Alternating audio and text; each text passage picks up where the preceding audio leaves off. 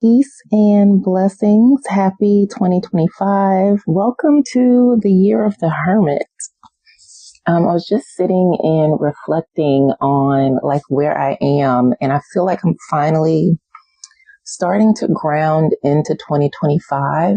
But if I had to describe how it feels like almost like moving through jelly. It's a very interesting feeling. It's very interesting. I will say energetically, there's a lot going on that kind of has this up in the air feel, and slow motion is the word that comes to mind. The card of the year is the Hermit, which is about introspection. It's about, relying on your own inner wisdom, sourcing your light, and many other things as well. And it's very interesting because usually the new year for me is a time where I am very much ready to go. I've got my plan and I'm just let's start and go. But this year has been very different. I'll say 2024, especially around my birthday, September time, I felt the need to really just slow down. And I started really reflecting and reviewing and assessing. And I also felt the need to withdraw. I wasn't really talking to too many people. I did kind of ramp up social media for business purposes, but otherwise I was trying to be very mindful about the time that I was spending online. And so I've always been one to review and reflect and assess and all of those things. And that has helped me tremendously as far as healing and personal development and growth and all of those things and being able to transform, because it helps me learn things about myself. I feel like 2024 for me was a mirror to show me areas where maybe I needed to do a little more work. I think maybe it highlighted some shadow aspects that I did not necessarily have awareness of, or maybe that I was ignoring. And so I thought that was very profound. And I feel like 2025 is an integration period. So I was saying, that slow moving feeling, I also feel there's a lot of shedding. And I don't feel that this is the year to push through at all. I feel like it is a year to feel your way into things. And so when I think about the hermit is a sage. The hermit relies on his or her own wisdom. And that's so good. But I also wonder for people who maybe have not quite developed. I don't know. I think it's just going to be interesting to see how, because I'm thinking just the different ways that people think and how that may look collectively. I think it's going to be very interesting. But I know for me, it is really about listening to myself, trusting my intuition, and also being in deep connection and communication with spirit. So that is why I feel the need to go slow, because I'm constantly checking in with myself. And I'm checking in with spirit, with my guides, and just how does this feel? Does this feel right for me? So it's not a year to rush. It is very much not. And I'm very excited about it. But it also, I was feeling a type of way because I'm why do I feel so unsettled? It feels almost like I am in a dream state, watching myself operate within the world, unless I am working, which, I do massage and energy healing. And then that for me, I feel like I am embodied. For me, that's meditative. So it's an interesting feeling. So I've been doing a lot of grounding practices so that I'm okay, I am present. I am here. I am in my body. And I think that's something that I'm just going to have to continue doing because it feels so weird where I'm at right now. But, there's a lot of changes that are happening on a deep level for me personally. And then just collectively, as we can see, there's a lot that's happening in the world. And it affects all of us, whether we are conscious of that or not. And so if you need to just stop or just rest or whatever, it's okay to honor that because we need it. We have to tend to ourselves so that we can heal, grow, and thrive and live abundantly ever after. And, life is a lot. And I think I saw this reel or something where this lady was like talking to the American government and saying like, hey, like our rent has gone up, but, our pay hasn't. And just different issues that people in America are dealing with, like school shootings and needing healthcare, like really big, important things. And then in another like local Facebook group I'm in, a member posted like a lot of people are struggling right now, and no one's talking about it. And I think that's really beautiful because it's very real. And I think more conversations like that are needed so people know that, hey, you're not alone. You are not a failure. We are all living within a broken, well, I won't say that. I'll say a broken system that is being reconstructed and reconfigured. So there's just a lot. And I think it's important to take those sacred pauses to really go within to, find like-minded connections and community so that you can be supported. And I feel for me, that's been an area that has been a little dicey because sometimes it's not always easy for me to like be supported because of what I do, of who I am. Everyone assumes that I should always have all the answers. And so that sometimes does not give me space to be human. But I'm grateful that I do have, friends and safe spaces where I can just show up as a human and I don't have to have all the answers.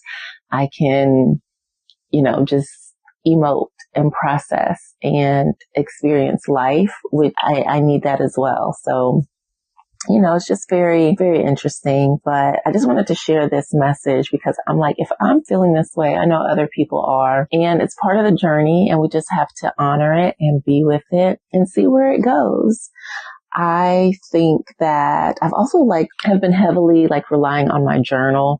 Like I said, I've been very mindful of who I have been talking to and just really also I did a relationship review. And in 2024, I decided that there were some people that I just did not want to continue nurturing relationships. And then there are other relationships that I either wanted to, reconnect or that I wanted to maybe shift and just create space for new relationships. I have found that I'm attracting more of the community that I desire to be connected with, and also got clear on the projects that I want to focus on for myself. And I think it's going to be great, but it's okay to move through this year slow. Technically, the new year doesn't start until April, so we are not necessarily in the quote unquote new year, although we are in a new calendar year. So I feel like what I'm feeling energetically, the slowness, the need for rest, and the wanting to go within is very much aligned with winter energy. It's hibernation time. It's not necessarily time to plant things or for things to grow. It is just time to be still and to go within. And I keep thinking about bears just hibernating because that's what type of season we are in. So it's okay to be there. Some of the questions that I've been asking myself is how can I really ground and anchor into this year, into the intentions and goals that I have for myself for this year? What are some things that I need to either shift or release? How do I desire to show up? One of the favorite questions that I asked is, in what ways can I cultivate a deeper relationship with myself? And how will I rely on my inner wisdom to guide me? And I think another question would be, figuring out your connection to your inner wisdom, trusting that inner wisdom or maybe needing to develop it. And so those are some things that I may continue exploring. And then just how are you arriving to 2025? Is that serving you? Or do you need to make an adjustment? And that was really helpful for me because I was sitting and just kind of meditating and I'm things feel slow, but not a sluggish slow. Like I said, it just feels like moving through jello, just kind of at a slower pace. And I was thinking like, oh my gosh, maybe my energy is low and I need to take more vitamins or whatever. And I'm like, no, I just need to not be trying to push and rush and force things. I even there's a bunch of YouTube videos that I want to record about, tarot and different decks that I have. And I've had time to do it, but when I sat down, I was like, this doesn't feel right.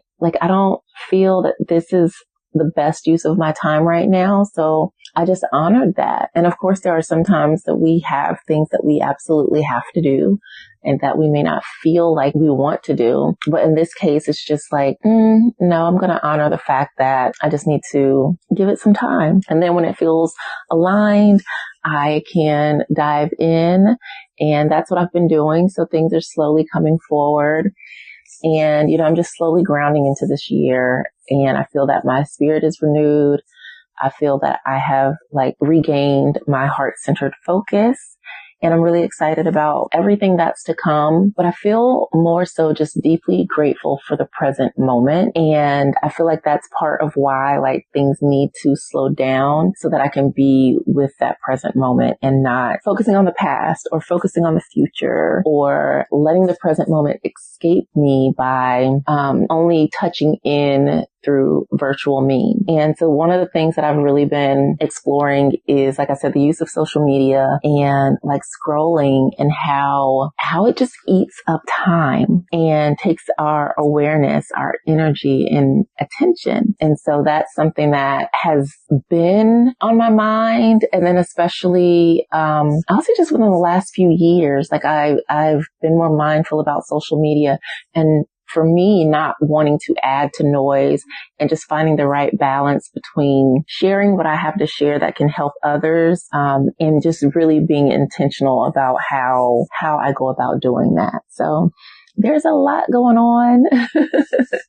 I'm just really excited and just wanted to share this. I have stumbled upon my word of the year and it is willing. So I will talk about that a lot more. Last year, my word was villainescence, and that really, really served me so well.